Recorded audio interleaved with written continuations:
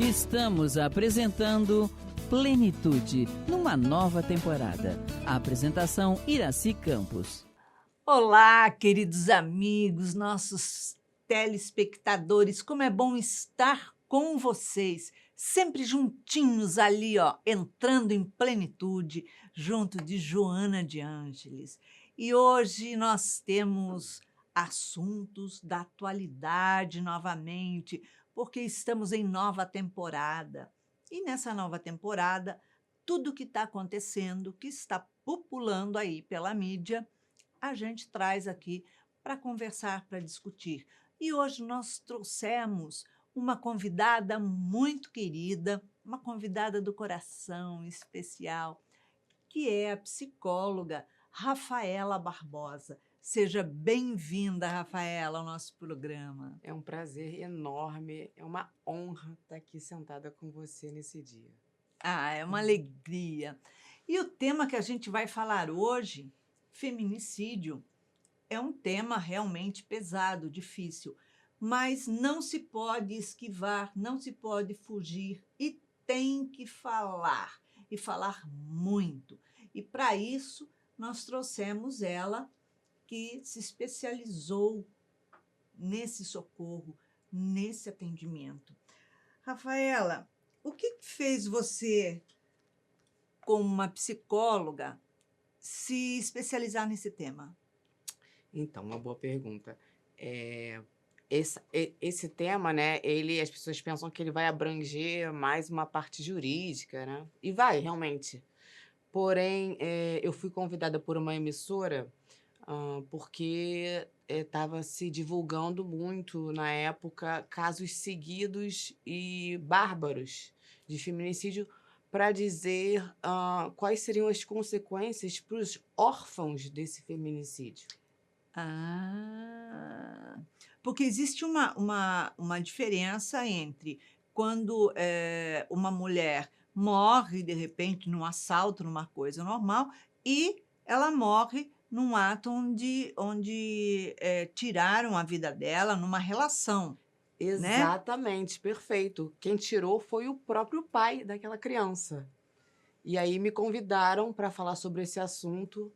Foi bem pesado para mim, bem difícil, né? Mas como você disse, se colocou muito bem na abertura do programa, a gente tem que falar sobre isso. E aí eu fui me interessando e fui cada vez me envolvendo mais no tema e estamos hoje aí para conversar a respeito. É isso aí, vamos lá. Qual o contexto histórico que explica esse tipo de crime? Ótimo. É o seguinte, a gente sabe que a gente vive num país, num mundo, né, machista, né? Patriarcal, como a gente diz. Sim. No tempo do Brasil colônia, onde vigoravam as ordenações filipinas, pela lei, estava na lei que o homem poderia aplicar castigos físicos na sua mulher, caso ele suspeitasse de adultério. Isso era lei no Brasil. Só suspeitar, né? Não precisa nem... Como é que pode? Nem comprovar. E em 1916, a gente tinha um Código Civil que regia o nosso país, onde a mulher ela era considerada relativamente incapaz. E isso só muda, Iraci, em 1962, há 60 anos atrás, com a criação do Estatuto da Mulher Casada. Estatuto da Mulher Casada. A gente teve no Brasil o Estatuto da Mulher Casada. Isso me chama muita atenção, porque, veja bem, a gente passa do nosso pai para o nosso marido. Ou seja, eu estou mudando de tutor. Exatamente. Né? Mudando de dono. Mudando de dono. Quer dizer, botar Estatuto de Mulher Casada, ou seja, ela tem que ter um tutor. Se não tem o pai, ele tem que ter um tutor. Se não tem um tutor, ela é defamada, mal falada, ela não é legitimada. Exato. Isso implica até hoje em muitas questões de relacionamento. Então, veja bem, assim, esse contexto todo histórico, ele cria essa cultura de que a mulher ela é menor. de que a mulher ela é um objeto, de que a mulher ela tem que ser submissa, né? Esse é o contexto histórico que a gente tem aí. E isso veio mudando ao longo dos tempos. A gente vem tentando, Quer né? dizer, quase, né?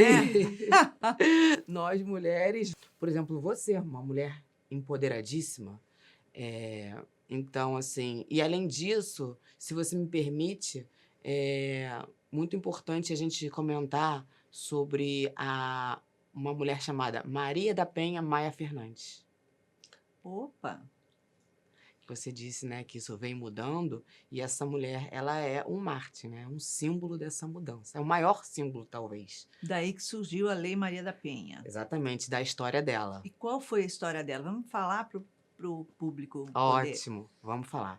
A Maria da Penha Maia Fernandes, no ano de 1983, ela sofreu uma dupla tentativa de homicídio.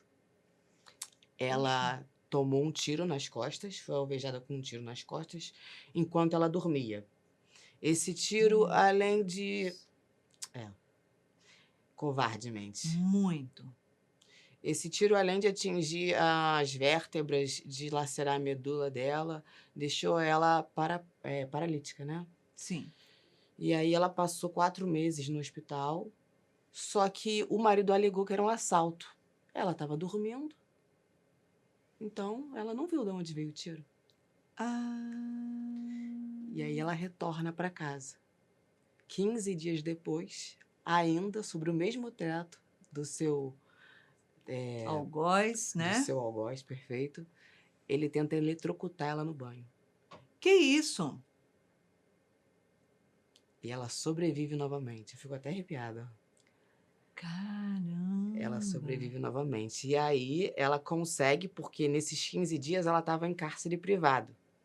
Ela consegue contato com a família, que já começa a montar aí as peças desse quebra-cabeça macabro, e consegue socorrê-la.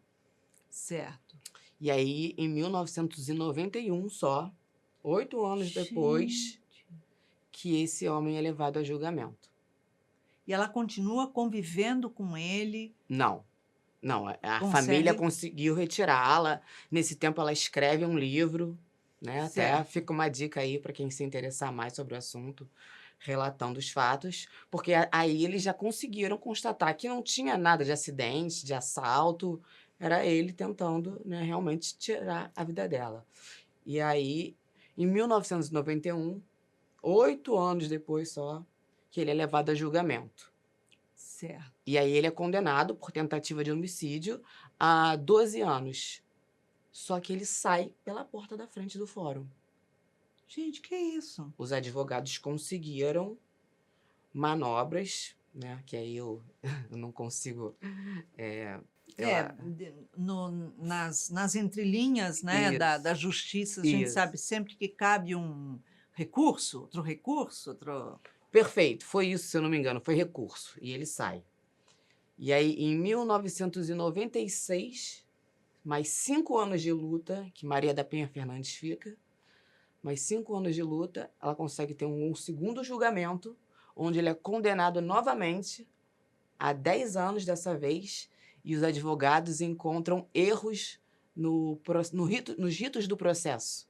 E, novamente, ele não fica preso. Gente, que loucura. É a justiça do nosso país. Exatamente. Bom, a gente vê aí no meio político, né? No STJ, um bando de incompetentes que tem lá em cima, que nenhum chegou lá por mérito, e dali para baixo continua sendo a mesma coisa. As mesmas falhas, né? Exato. Porém, apesar disso, né? Porque as pessoas de repente não sabem. A maioria das pessoas conhecem, né, a Maria da Penha, a Lei Maria da Penha, mas não sabem disso. Não sabem o que é, por que tem esse nome. Exatamente. E nem que ele não foi, que a justiça dessa maneira não foi feita. O que foi feito foi o seguinte: em 98, esse caso ele ganhou uma repercussão internacional. Certo. E aí, uns comitês de direitos humanos e direito das mulheres da América Latina denunciaram para organizações internacionais. Ah. E aí eles começaram a notificar o Brasil. De 98 até 2001, mandaram 4 notificações para o Brasil. Ou seja, teve que o poder internacional intervir porque a nossa justiça continua incompetente. Total, Iraci, total. E aí o Brasil, República Federativa do Brasil, foi responsabilizada pelo crime. Caramba! Por negligência, negligência, tolerância e omissão perante a violência contra mulheres, contra a violência doméstica, no geral. Sim. E aí, a partir disso, o nosso legislativo começou a se mexer. Porque a vergonha é tanta que tem que se coçar, fazer alguma coisa, né? Pois é, por isso que, assim, esse programa é um espaço tão importante, porque a imprensa tem o poder. Tem o poder de mover as coisas, de transformar as coisas. Exatamente. Nossa Senhora, que sofrimento. E ele acabou sendo preso? Não. Não? Não. O que aconteceu foi que, em 2004, a lei chega no Senado, em 2006, ela é sancionada pelo atual presidente, e aí ela ganha essa enorme e merecidíssima notoriedade. E Certo. vira essa lei que tanto protege as mulheres hoje. Caramba! Gente, não dá para acreditar que mesmo assim ainda eles conseguem manipular, né, a legalidade, manipular a legalidade, trazer a legalidade do crime. Sim. Você não se lembra do caso, aquele famoso caso Doca Street? Que também alegou legítima defesa da honra, matou a modelo, aquela modelo exuberante lá em Búzios, alegou legítima defesa da honra. E também outros casos notórios no Brasil antes disso, do feminicídio, da Lei Maria da Penha, que também eles saíam impunes, assim, esses algozes, esses monstros. Jesus amado. Qual a diferença, Rafaela, entre homicídio e o crime? Crime de homicídio e, no caso, feminicídio. Então, o homicídio normal, ele vai ocorrer, digamos assim, vou dar um exemplo, entre 2 homens, quando há uma discussão, algum motivo, um alveja o outro e ele vem a óbito, e você tem uma pena aí que é de 6 a 20 anos, né? O feminicídio, ele foi tipificado porque os países da América Latina começaram a notar que havia, assim, um grande número. Iraci, uma mulher é morta no Brasil a cada 2 horas. Gente, que isso? A cada 2 horas. Se a pessoa ver esse programa aqui 2 vezes, uma mulher vai morrer. Meu Deus do céu, como é que pode? É chocante. Então, assim, os países da América Latina, todos começaram a partir de 2005, a Costa Rica foi o primeiro país a tipificar o homicídio contra a mulher por questões de gênero, ou seja, uma mulher em ambiente doméstico ou familiar, ela ser executada nessas condições. Por problema de relacionamento, por ser mulher, enfim. Que a gente chama de questão de gênero, né? O que é a questão de gênero? Eu sou um homem, eu tô super afim de você e você me rejeita. Eu vou lá e te mato. Isso é uma questão de gênero. Certo. Entendeu? Sim. Eu sou o seu ex-marido. E aí eu quero... você não está aceitando a divisão do patrimônio. Eu vou lá e te mato. Entendi. Isso também é uma questão de gênero. Né? Certo. É como se a mulher estivesse sempre numa situação indefesa. Inferior, né? Inferior e indefesa. Porque geralmente são crimes praticados com facadas, pauladas. Meu Deus do céu. Você imagina uma mulher acordada esfaqueando um homem acordado? É muito mais difícil. Com certeza. Então, por essa questão do gênero... De força, de tudo, né?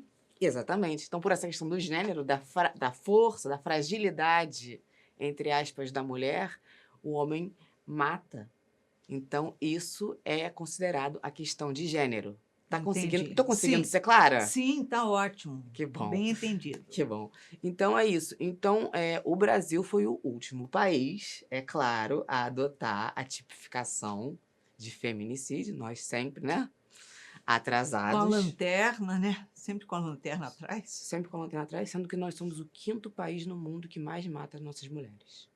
Meu Deus do céu. Isso se você pensar que existe país que a pena de morte é legalizada, se você pensar em países do Oriente, onde a mulher ainda é tratada como um ser inferior, né? Nós somos o 5º país que mais mata a mulher.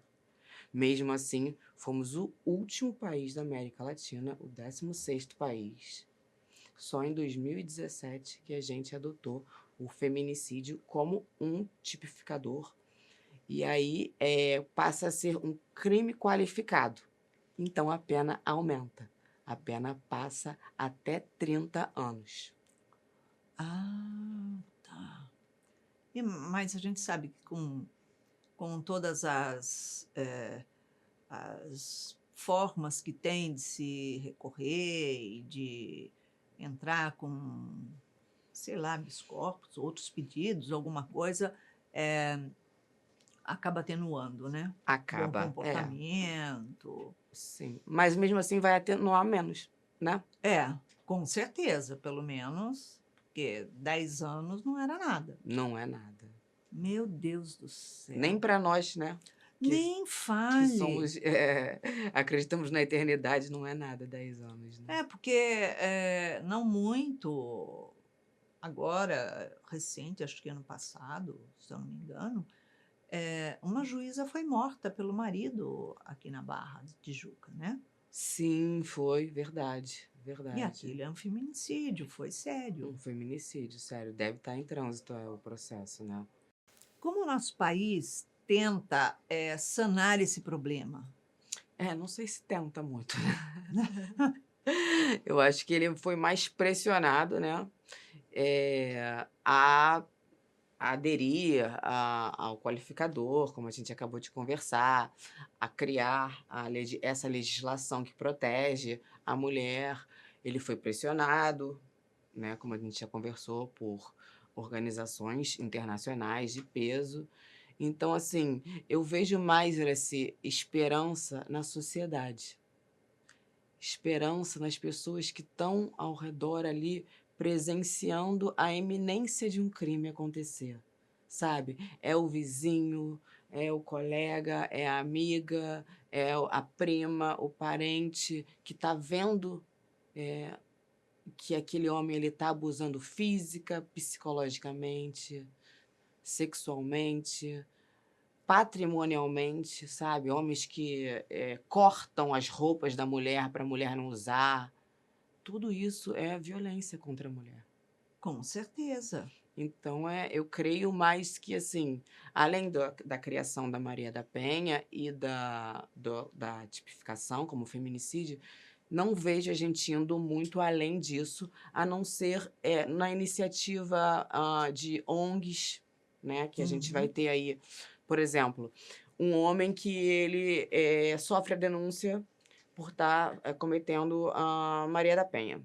E aí você vai ter grupos de apoio para esse homem, porque muitas vezes esse homem ele assistia em casa o pai tratar a mãe assim.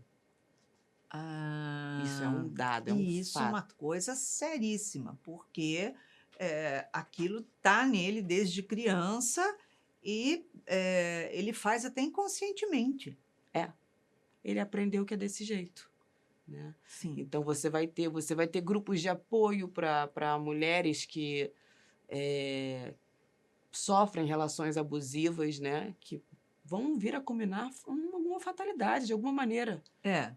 Então, assim, nem que seja um trauma para aquela mulher. Exato. Então, acredito que são mais iniciativas assim que a gente vai ter daqui para frente. Do poder em si, da nação, do Estado, eu não espero muita coisa. Eu estive, Iraci, numa ocasião social, assim, ocasionalmente com um político muito importante, vou citar o nome dele aqui, E aí, a gente conversando, assim, tô só eu e ele, assim, e aí eu perguntei para ele, assim, porque eu tenho uma dúvida, assim, eu gosto de deliberar com amigos e pessoas que gostam de falar e filosofar sobre as coisas, e eu perguntei assim, com toda a certeza, assim, a gente tornou, o racismo um crime, claro, óbvio, o racismo é um crime. A gente tornou a homofobia um crime. Será que a gente vai tornar algum dia, o machismo um crime? Por que eu pergunto isso? Porque, por exemplo, quando a gente fala alguma coisa, o preconceito ele se perpetua pela fala. Certo. Entende? Por Uhum. que eu não posso me xingar, me referir a uma pessoa, de uma determinada cor de pele, de uma determinada escolha, afetiva, de uma maneira pejorativa? Porque o preconceito, ele se perpetua através do que eu falo. Perfeito, perfeito. E aí esse político, ele me deu um corte, assim, por uma ignorância dele. Ele falou assim: "Ah, e o feminismo vai ser crime também?" Assim, sem nenhum preparo de entender o que que uma coisa tem a ver com a outra e sem nenhum interesse de entender. O feminismo não mata ninguém. Por mais que existam feministas extremamente radicais, que muitas vezes até prejudicam a ação das mulheres, o feminismo não mata, o machismo mata. Exatamente. Tudo começa ali, naquela roda de conversa, naqueles amigos que depreciam uma mulher falando das escolhas dela afetivas, das escolhas de vestimenta, das opções de lugares que ela frequenta, do jeito como ela se porta. É porque, a gente vê falar, situações falarem assim, não é que ele estava mexendo com aquela fulana que passou de roupa decotada, saia curta ou transparente, seja lá o que for. Ela que provocou que mexe espera aí, ela pode estar sendo super vulgar do jeito que ela está andando e se vestindo. Mesmo assim, ninguém tem o direito de fazer censura. E quantas vezes nós passamos por essa. Qual é a mulher no Brasil que nunca passou por essa situação? Horrível. Exatamente. É bem impregnado ainda isso na nossa Eu sociedade, tenho né? um relato bem bacana para falar a respeito disso, inclusive quando eu morei, que eu fiz parte da minha formação nos Estados Unidos. Sim. Então vamos deixar para o segundo bloco. Opa! Nós vamos para um chazinho gostoso, quentinho, ó, e voltamos já já na segunda parte do nosso programa. Estamos apresentando Plenitude, numa nova temporada. A apresentação Iraci Campos. Estamos de volta no segundo bloco do nosso programa e hoje com uma convidada muito querida, muito especial, que é a psicóloga Rafaela Barbosa. E o tema que estamos abordando hoje é o feminicídio. A gente sabe que tem tantas situações que acontecem de agressões, né, em torno da mulher, da moralidade da mulher, das formas, né, que ela tem de viver e ser diminuída, inferiorizada. Então, a gente está abordando esse assunto porque isso aqui no Brasil ainda é muito alto o índice de crimes que acontecem. Então, a gente sabe exatamente a dor de uma pessoa, né, que vive num cárcere, porque o cárcere ele não precisa ser fechado. O psicológico faz com que a pessoa viva num cárcere sem paredes em volta. Não é isso? Perfeito. Uma prisão sem paredes.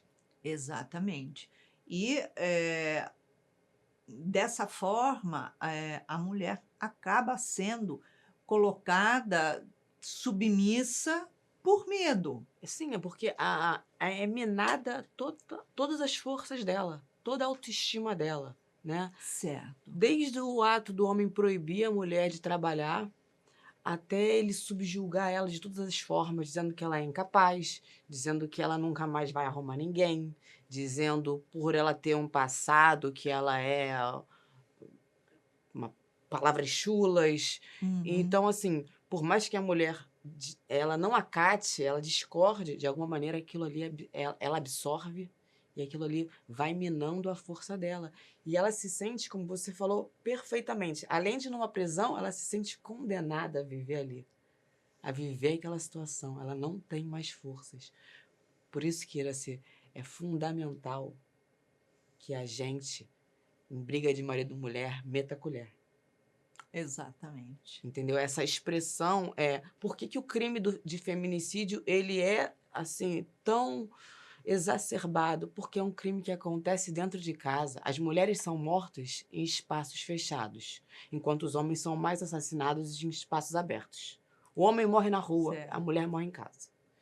Então, como é um crime que não está o tempo inteiro à nossa vista, Está sempre encoberto, sempre nas sombras. a gente acaba tolerando.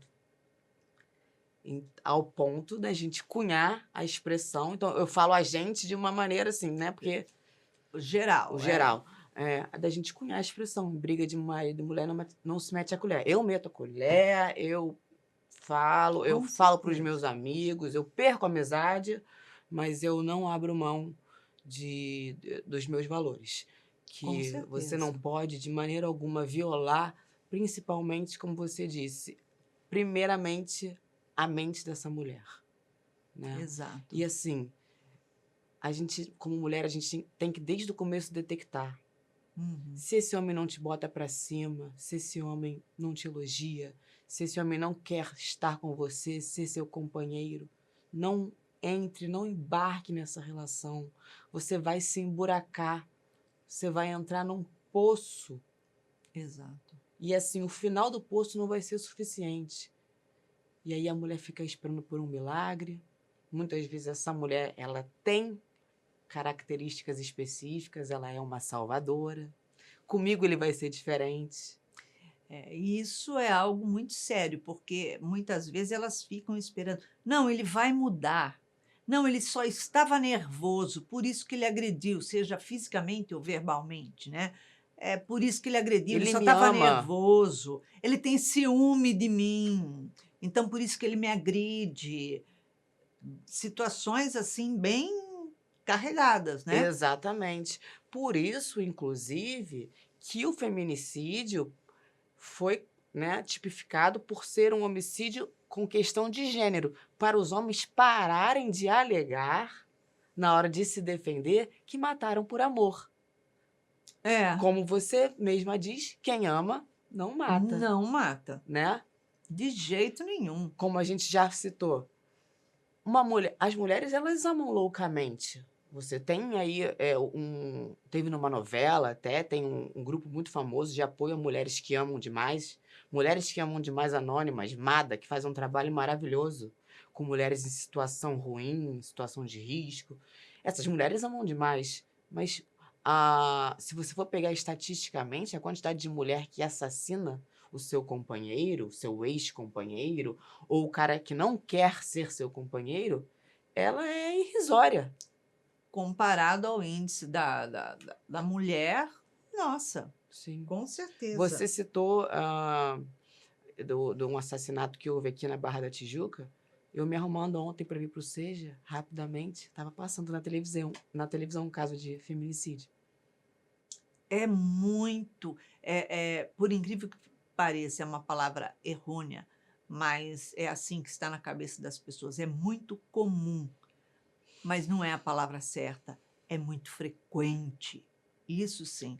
Agora, a gente sabe que a mulher ela tem dificuldade, né, em tomar uma atitude, né? Porque para ela tomar uma atitude, ela tem que enfrentar algumas situações. E ela tem medo, né, de ir a uma delegacia da mulher, registrar uma queixa, porque depois ela volta para a mesma casa que ela mora com a mesma pessoa. Então, faltam ali artigos, artifícios dentro do judiciário para ter uma proteção maior. Sim, com certeza. Ah, essa mulher, né, ela vai estar numa situação provavelmente frágil, fraca. Uhum. Ela vai precisar de um respaldo da família, das amigas, de instituições religiosas, né? Exato. E assim, se essa situação ocorrer em flagrante, aí sim ele vai ser afastado do lar e não vai mais poder se aproximar dela. Em flagrante. O que Existe, acontece entre quatro paredes. existe em São Paulo, né? A gente vai chegar lá, né? Da importância da mulher denunciar. Existe em São Paulo, para as mulheres que denunciam e recebem a medida protetiva, um aplicativo que é o Botão do Pânico. Olha só, Uma iniciativa bem legal, né? nem fale. Porque Isso aí é muito seguro. a polícia chega na casa durante a agressão. Exatamente. É um aplicativo de telefone que você baixa e Isso. E aí aperta, desbloqueia o celular rapidinho, aperta, já vai para o seu endereço, já tem tudo. Porque para conhecer mais o tema, eu vi documentários e assim, Iraci, os relatos, as mulheres não conseguem ir até o final do relato. Porque a polícia fica, você descala 190. Aí ela fica, vem aqui na minha casa, por favor, ele tá me batendo, ele tá tentando me matar. Mas a sua casa é onde? E nisso ele já tomou o celular dela, já jogou longe e acabou. E aí fica aquela gritaria e a vizinhança. Então, assim, realmente faltam dispositivos legais, lugares que acolham essas mulheres. Por isso é tão importante, eu vou ressaltar novamente, que nós, outras mulheres e outros homens, que estamos em condições de ajudar, ofereçamos ajuda, fica na minha casa, fica aqui. Abrigo, E denuncie. No ano de 2017, o Instituto de Segurança Pública de São Paulo fez um levantamento onde 97% dos casos de feminicídio nunca havia sido feita uma denúncia contra esse homem. Então, denunciar salva. Com certeza. Porque a gente passa de tempos em tempos, a gente vê o tipo de agressões, o tipo de cárcere, né, que a mulher fica, e como ela é colocada numa posição de submissão. Sim. E isso traz um desequilíbrio psicológico, espiritual, extremamente perturbador. Sim. Né? Sim. Porque ela precisa desse apoio psicológico, essa sustentação. Com certeza. Por isso a gente faz esse pedido assim. Você é psicóloga, né? O psicólogo tem que resolver. Não tem como o psicólogo resolver. O psicólogo vai ajudar, vai denunciar, né? Tem o número 180, para quem quiser saber, 180 é para ligar para denunciar violência contra a mulher. Mas assim, o suporte ele tem que ser do coletivo. Todo mundo tem que ajudar, todo mundo tem que se engajar, sabe? Não basta a gente não fazer o mal, a gente tem que fazer o bem. Fazer o bem, exatamente, né? E não ficar ainda mais condenando essa mulher, né? Você lembra? Mulher de malandro, gosta de apanhar, ela gosta de ver isso. Ela não gosta, é que ela está imersa, ela tá no fundo do poço mesmo. Ela não tem forças para sair disso. Não tem forças. Ela não tem dinheiro para sair disso. Exatamente, porque geralmente ela depende também financeiramente daquele parceiro. né? Então, para ela sair, se sustentar, para ela fala, como é que eu faço para sair daqui com meus filhos? E é muito fácil eu, no conforto aqui do estúdio, dizer que é melhor ela sair, passar fome, ficar desabrigada do que ela morrer. Mas a gente sabe que na prática é complicado. Por isso, novamente, e eu não canso, ofereça ajuda. Ofereçam ajuda às suas vizinhas, às suas colegas, às suas amigas, às suas conhecidas. Elas precisam. Como é que fica a situação das crianças, filhos do feminicídio? Essa questão, ela é muito dura. A gente tem um exemplo aí muito famoso, né? De um atleta que executou a mãe do filho dele, né? Quando ele ainda era um bebê. E, assim, a gente não tem dados quantitativos para falar. Então, o que eu posso falar foi por uma pesquisa que eu fiz para entender mais qualitativamente o que acontecia com esses órfãos. E, assim, existe uma instituição ou outra, não tem muita, para acolher essas crianças, né?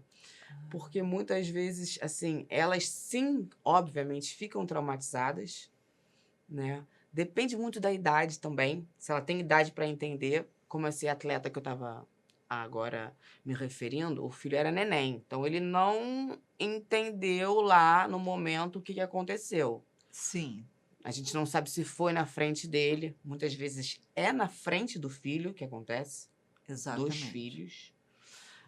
Mas esse filho, assim, é nítido nas entrevistas que eu assistia, né? A cara da criança é preservada, mas é nítido que esse filho tem vontade de conhecer o pai, de saber, assim, por que você fez isso, de pedir ao pai uma explicação, um pedido de perdão, sabe? É muito nítido, assim.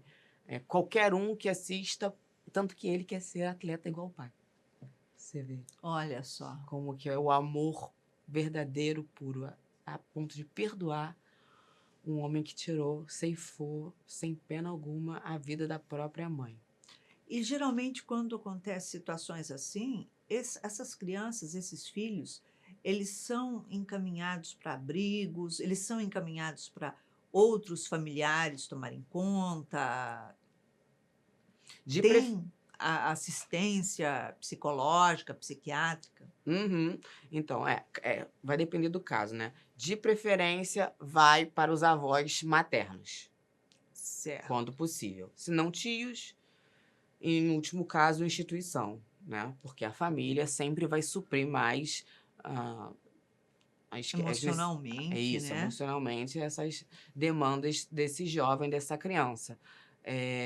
Mas existem, como eu falei, poucas instituições que tratam especificamente desse tipo de orfandade, orfanatos que são especificamente para isso. Às vezes a criança nem torna-se moradora, nem fica interna. Ela vai lá para ter o apoio justamente psicológico que ela precisa, específico ali para ela, para aquele trauma dela.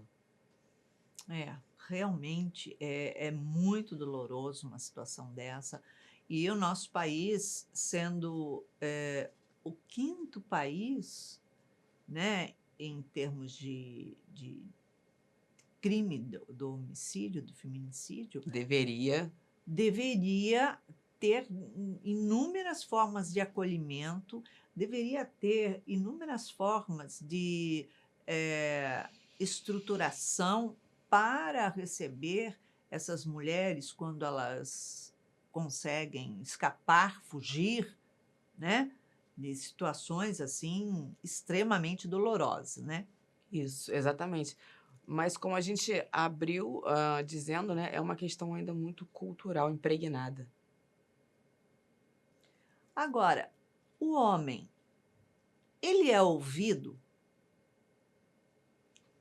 Porque muitas vezes é aquilo que você falou no começo, né? Ele agride, ele age com violência, tudo.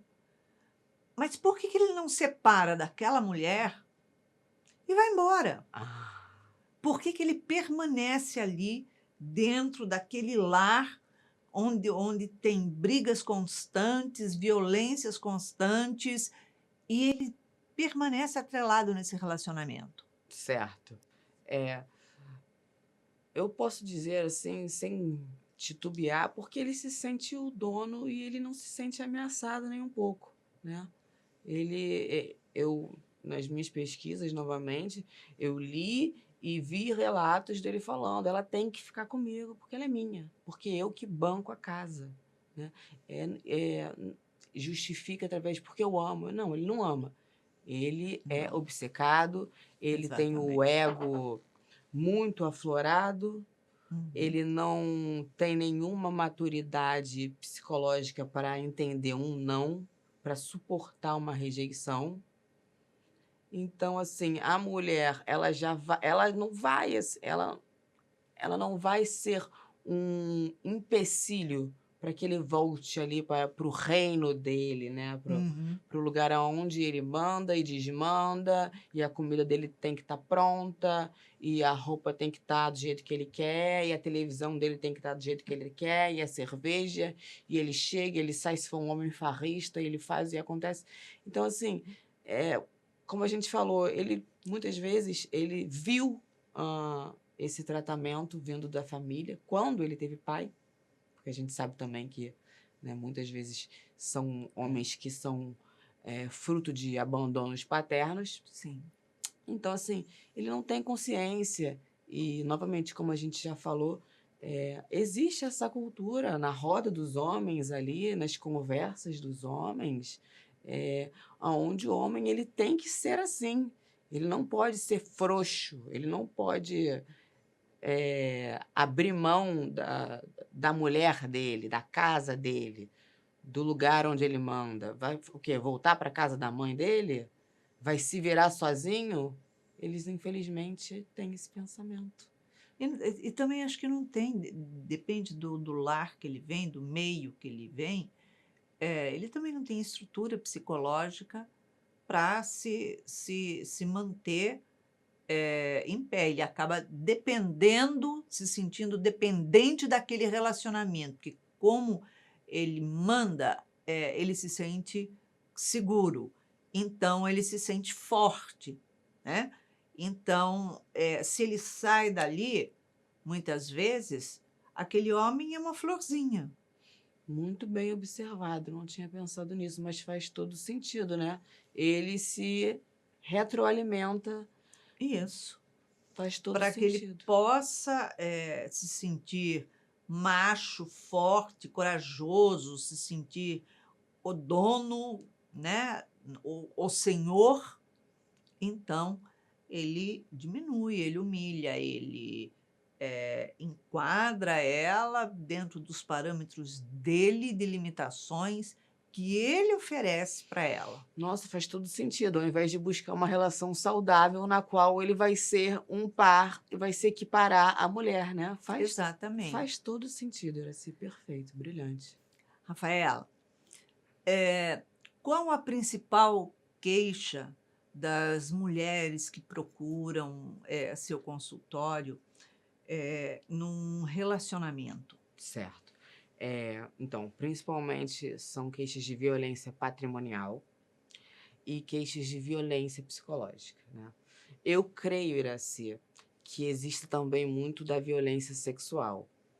Porém, a vergonha de relatar é muito grande. A gente sabe disso, né? As mulheres, elas sentem muita vergonha, como você mesma disse, porque tem uma roupa assim, tem uma roupa assado, né? Que até disse que tinha uma questão legal para colocar sobre isso, da experiência que eu tive quando eu morei nos Estados Unidos. Mas, principalmente, são esses tipos de violência, porque aí ela não tem a vergonha de trazer nem mesmo para o psicólogo dela. Então, assim, ontem mesmo eu estava com um caso de uma paciente que ela falou: olha, o meu ex, ele tá me deixando assim, tão atordoada que eu falei para ele: então fica com tudo, né? Porque eles estão dividindo os bens, né? Eu falei: como assim? Você batalhou tanto para isso? Você vai abrir mão? Aí ela falou: não, eu repensei, eu vou procurar advogado. Eu falei: isso, exatamente, aconselhei, acolhi, acalmei para que ela procurasse não deixar tudo de mão aberta para ele, esse homem que se faz de vítima para a mãe, para as amigas, né? E a violência psicológica, que a gente diz que humilha, destrói, Com certeza. faz com que a mulher até mesmo tire a própria vida, porque ela acredita, como você falou, que ela está ali naquela prisão, que ela não tem direito a ser feliz, que ela não... Porque ele diz isso para ela, né? Ele diz, você não vai conseguir nada melhor, você não tem direito a ser feliz porque você é uma porcaria, você não presta. E ela vai introjetando aquilo e cada vez ficando mais minada e cada vez ficando mais fraca, né? E aí a gente tenta resgatar, né? Dizer para ela como é que você era antes de conhecer ele. Tentar trazer esse brilho dela de volta. Sim. Essa força novamente para ela. Não é Com fácil, certeza. não é um trabalho fácil. Agora, nos relacionamentos de namoro, de ficante, eu não sei nem como é que chama hoje, porque hoje, até chegar namoro, a pessoa já está junto há 2 anos, mas não é namorado ainda, não é marido, não é nada. Eu fico tentando descobrir o que a pessoa é. Ninguém, né? Então, já vem relatos também no início de namoro, no início de relacionamento, Com certeza. Novamente, uma paciente que eu estava ontem. Essa paciente retorna agora, depois de 3 anos, para o meu consultório, e ela, o primeiro namoradinho dela, ele fazia uma violência psicológica com ela que era, se você me deixar, eu vou me matar. Desde 16 anos. Desde meu 15 Deus. anos. Então, assim, eles vão sinalizar. E aí, se for uma jovenzinha, ficante, os pais têm que estar atentos aos sinais, as amigas atentas aos sinais, a mulher atenta aos sinais, lê, pesquisa, porque hoje em dia na internet assim a gente encontra assim coisas bastante úteis para ver os sinais desse homem que vai tornar a tua vida, a tua relação infernal. Com certeza, com certeza. Então, vamos cada vez mais falar sobre isso, buscar, sim, a justiça, buscar apoio, dá um Google lá e procura os setores de apoio, a casa espírita que você frequenta, procure o apoio, porque tem apoio para isso, tá? Nós mesmos já demos apoio para uma jovem que estava grávida e ele estava tentando de todas as formas, porque ela era a outra, todas as formas fazer ela perder o bebê. Tinha até surrado ela, estava com o braço quebrado, para que ela perdesse o bebê. E a gente vai, socorre e dá apoio, porque é isso que nós precisamos fazer, e proteção. E nós fizemos isso, demos proteção. Então, é isso. Rafaela, obrigada pela sua presença, obrigada por todo o esclarecimento, tudo que você trouxe aqui. E agradeço a todos aqueles que nos acompanham, que estão aqui, observando, prestando atenção nesse assunto, nessa conversa, para poder olhar ao seu redor, começar a observar e ver se algo está acontecendo, né? Perfeito, Iraci, perfeito. Parabéns pelo seu trabalho, novamente. Parabéns pelo seu trabalho, eu que o diga, parabéns. Obrigada e deixo aqui a todos um beijinho cor de rosa para que você tenha uma semana iluminada e cheia de muito amor e paz.